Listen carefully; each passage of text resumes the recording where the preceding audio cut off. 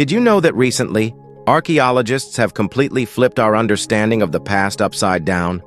In the last 10 years, digging teams have pulled strange objects out of the ground that simply do not make sense.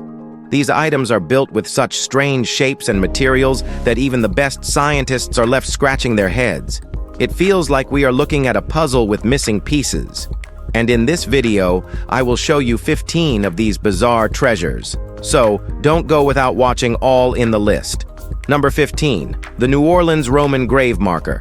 Imagine you're just doing some light landscaping in your New Orleans backyard, and you hit a slab of rock that definitely doesn't look like modern concrete. That's exactly how this Latin-inscribed marker for a soldier named Sextus Congenius Varus turned up.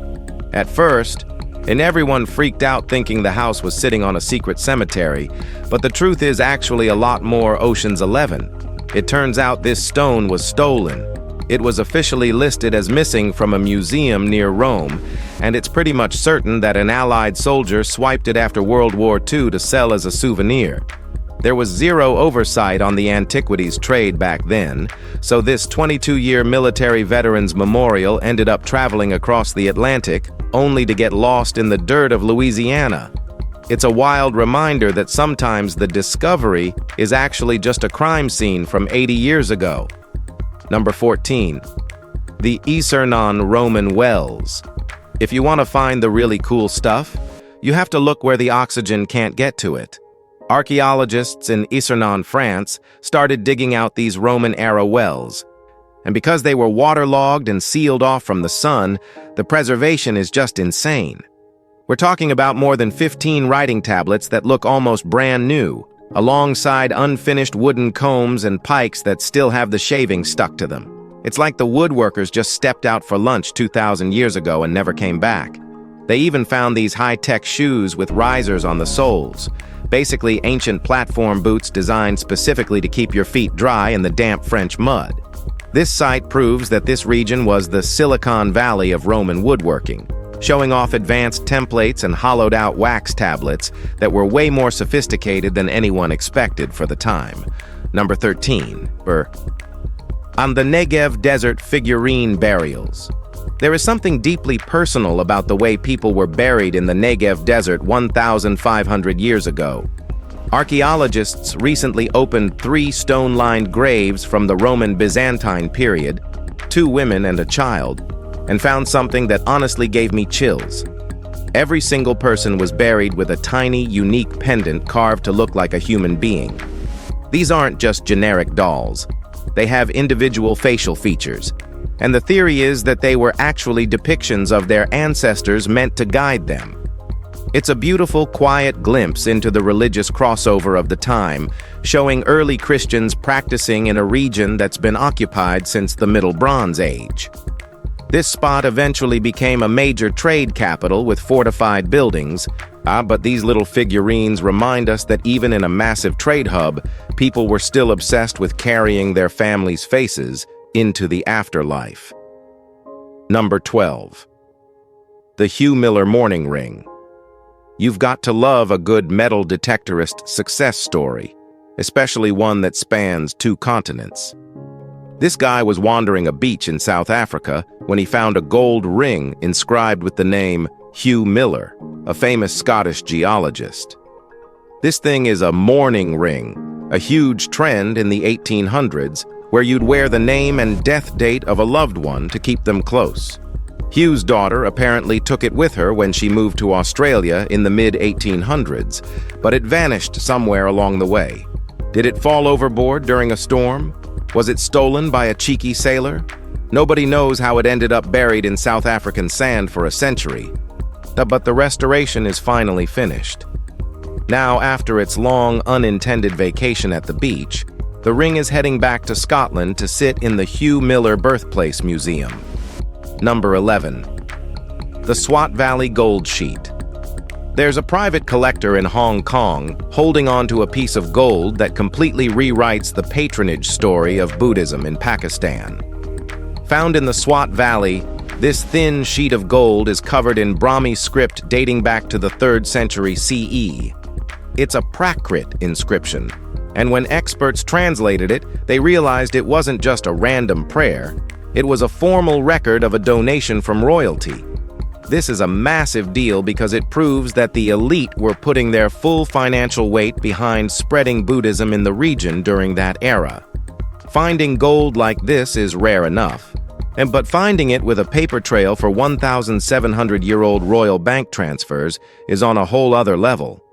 It confirms that the Swat Valley was a massive religious powerhouse where the rich were literally gilding the spread of their faith to ensure it took root.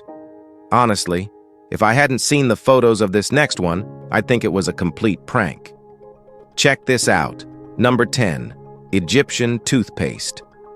Next time you're brushing your teeth, just know the ancient Egyptians were doing it 5,000 years ago, but they weren't using minty fresh gel.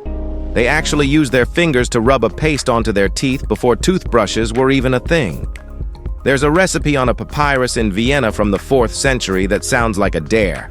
Rock salt, dried iris flower, pepper, and crushed mint.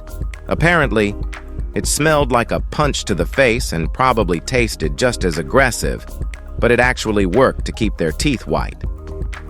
It's kind of funny to think that while Europeans in the 1800s were still using weird soap-based stuff that didn't do much, the Egyptians had a solid, chemically effective formula thousands of years earlier. It's the ultimate old-school beauty hack that actually stands up to modern dental scrutiny. Number 9. Vault B of Padmanabhaswamy Temple. You want to talk about real-life Indiana Jones vibes? This temple in Kerala is sitting on a literal mountain of gold, but Vault B is the one giving everyone the creeps. Since the 6th century, people have whispered about what's behind those doors. We're talking diamond belts, Napoleon's coins, and emeralds the size of your fist. But the doors are carved with giant cobras and supposedly won't budge unless someone performs a specific Garuda mantra chant that, conveniently, nobody remembers. Back in 1931, an expedition tried to force it open, but a swarm of cobras allegedly crawled out of the walls and chased them off. Talk about a "do not disturb" sign. 5 other vaults were opened and had billions in treasure, but Vault B remains sealed because everyone is too terrified of the curse, or the snakes, to try again. It's the ultimate forbidden snack of the archaeology world. Number 8. Daogong brackets. If you ever go to China and see these massive timber buildings that have survived 1,000 years of earthquakes, it's all thanks to this genius invention called Daogong. These are essentially wooden brackets that require no glue or nails. It's just a super complex puzzle of interlocking beams cut with terrifying precision. Because they just sit there freely, they act like a shock absorber when the ground starts shaking. Instead of the building snapping, the wooden joints just wiggle and distribute the weight. It's so advanced that even modern engineers struggle to fully comprehend how it was conceived 2,500 years ago. The rest of the world was basically watching their stone houses crumble while these Chinese architects were building timber skyscrapers that could literally dance through a disaster. Number 7. The cursed island of Blå Jungfrun. If you're ever in Sweden, the locals will straight up tell you to stay away from Blå Jungfrun. They swear it's crawling with witches and ancient curses, and honestly, the archaeologists who went there might agree. And they found these caves with stone altars and what looks like a freaking theater stage from 9,000 years ago, like who was performing for whom in the Mesolithic era.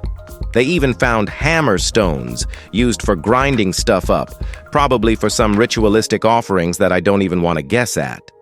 There's also this massive stone labyrinth on the shore.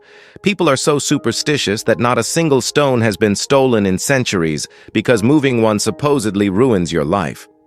The experts aren't buying the giants built this story, the legends tell, but they can't explain why people were doing weird stage shows in caves nearly 10 millennia ago. Number 6. Pueblo Tattoo Tool. I hope you aren't squeamish because getting inked 2,000 years ago in the American Southwest was a test of pure endurance. In a storage room at Washington State University, researchers found this tiny, spiky tool made by the Pueblo people in what's now Utah. It's not a needle. It's actually a pair of prickly pear cactus spines tied to a sumac handle with yucca fibers. It still has the black ink stains on the tips. The weird mystery here is that we've never actually found a mummified Pueblo body with tattoos, and they never drew people with tattoos in their art. We only know they did it because we found the pain stick. It's a wild thought. Someone 2,000 years ago was sitting in a canyon, grit-toothed, getting a design poked into their skin with a cactus, all for a tradition that they kept completely off the record. Number 5. The pork chop sundial. Seriously, imagine being an elite Roman in 79 AD, rocking a sundial that looks exactly like a piece of meat. I'm not even kidding, it's shaped like a pork chop. This thing was pulled out of the Villa dei Papyri back in the 1760s, but it just sat there confusing everyone for 2 centuries until someone finally 3D printed a copy in 2017 to see how it worked. It's basically the ancient version of an Apple Watch. You'd hang it from a string, and the tail would cast a shadow over this grid of vertical and horizontal lines to tell you the month and how much daylight you had left before the party ended. But here's the kicker. If these were a thing in the Roman Empire, where are all the others? We found exactly one. It's like finding a single iPhone in a buried city and wondering if everyone else was just using tin cans. That one is weird. But the next discovery is basically a glitch in the matrix. You've got to see this. Number 4. The Iceni gilded brooch. Measuring just 2 inches, this silver gilded brooch found near Attleboro is basically a high-status fingerprint from the Iron Age. It's incredibly rare. Only 17 others like it exist in the Norfolk area, and the craftsmanship mirrors the famous Iceni tribe's metalwork. You know, the tribe led by Queen Boudica during her legendary revolt against Rome? While it's a bit worn down now, back between 30 BC and 60 AD, this would have been a blindingly bright piece of jewelry used to pin heavy cloaks together. What's cool is how the design overlaps perfectly with Iceni coins, proving that the wearer wasn't just some random person, but someone of serious wealth and political standing. It's a literal piece of power dressing from a time of total rebellion. Most people see old jewelry as just pretty. No, but this is a specific statement of tribal identity and sheer localized status. Number 3. The carbonized communion loaves. 7 centuries after the time of Christ, someone in the Byzantine city of Ironopolis was stamping crosses into bread dough, and we actually found the proof. These 5 carbonized loaves were pulled from the dirt in Turkey, and they are essentially the world's oldest preserved Sunday brunch. One loaf even features a Greek inscription that says, "With our thanks to blessed Jesus," accompanied by a carved image of Christ depicted as a farmer. It's a total curveball for historians because it links the divinity of religion directly to the gritty, physical labor of the soil and agriculture. Usually we just guess at how people practice their faith, but this is physical evidence of a consecrated communion ritual from the 700s.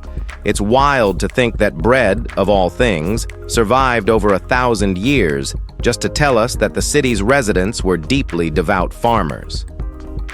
Number 2. Prince Yaroslav's rare seal. Right at the entrance of Russia's second oldest church, the Nikolsky Cathedral, archaeologists stumbled upon a tiny lead disc that effectively acted as a medieval verified badge.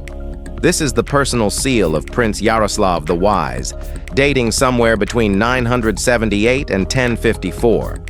It's only the second one ever discovered, and it's a massive win for anyone trying to map out how the ancient administration of Veliki Novgorod actually functioned. One side shows St. George with a spear, and the other has a trident, the same symbol you'll find on the rare coins Yaroslav minted during his reign. It's a direct link between the ruler and the church, which his great-grandson eventually built. Seeing this seal sitting in the dirt right where the elites would have entered the cathedral makes the history of the city's power structure feel incredibly immediate and tactile, rather than just a dry story in a book. Number 1. The Paykant weapons cache. They call Paykant the city of merchants, but a recent haul of iron battle axes and spearheads suggests it was a lot more than just a place for trading silks and spices. Deep in Uzbekistan's Bukhara region, excavations revealed the oldest weapons in Central Asia, some dating back to the 1st century BC. These were found near a massive 449-foot courtyard sitting directly under a 3rd century temple. Along with the armaments, they found temple-specific items like incense burners and bronze bells, which suggests the military and the spiritual lives of these people were totally intertwined. It's been 40 years of digging at this site, but finding these specific blades, meant for serious combat, changes the narrative of the Copper City. It wasn't just a peaceful marketplace. It was a fortified hub where the merchants were clearly ready to defend their wealth with some very heavy-duty iron. So that's all for today. Thanks for watching. Hope you enjoyed the video. Now it's your turn to support us by pressing the like and subscribe buttons.